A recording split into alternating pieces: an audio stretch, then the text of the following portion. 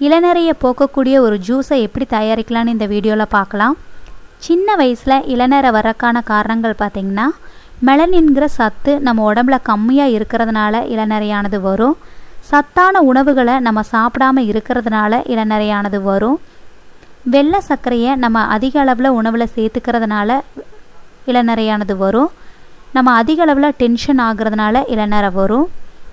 பித்தம் நம்ம உடம்புல அதிகமாக இருந்தாலும் வரும்.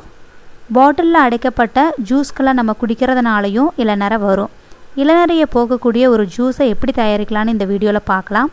இதுக்கு தேவையான பொருட்கள்: சிறிது இஞ்சி துண்டு, ஒரு பெரிய நெல்லிக்காய், அரை லெமன் ஜூஸ், கறிவேப்பிலை பொடி, சுவைக்காக நாட்டு சர்க்கரை, தேன், வெல்லம். இதில் ஏதோ ஒன்றை யூஸ் பண்ணிக்கோங்க. ஒரு பெரிய நெல்லிக்காயை எடுத்துக்கோங்க, சிறிது இஞ்சி துண்டையும் எடுத்துக்கோங்க. இந்த ரெண்டையும் சின்ன சின்ன பீஸாக கட் பண்ணி மிக்சியில் போட்டு அரைச்சி எடுத்து வச்சுக்கோங்க. மிக்சியில் அரைக்க முடியாதவங்க சீவல் பிளேட்டில் சின்ன சின்ன பீஸாக சீவி எடுத்து வச்சுக்கோங்க. கருவேப்பிலையை வெயிலில் நல்லா காய போட்டு பொடியாக பண்ணி வச்சுக்கோங்க. இல்லைன்னா ஒரு வாணலியில் நல்லா வறுத்து பொடி பண்ணி எடுத்து வச்சுக்கோங்க.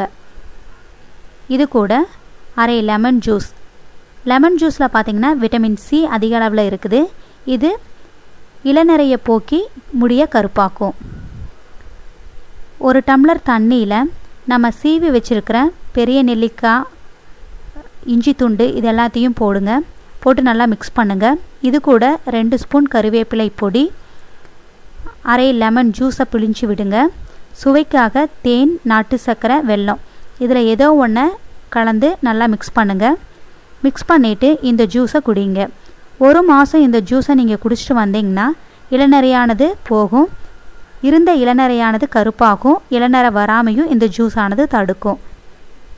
இது மாதிரியான அழகு ஆரோக்கிய தகவல்களை தெரிந்து கொள்ள இந்த சேனலை சப்ஸ்கிரைப் பண்ணுங்கள், லைக் பண்ணுங்கள், உங்கள் ஃப்ரெண்ட்ஸுகளுக்கு ஷேர் பண்ணுங்கள்.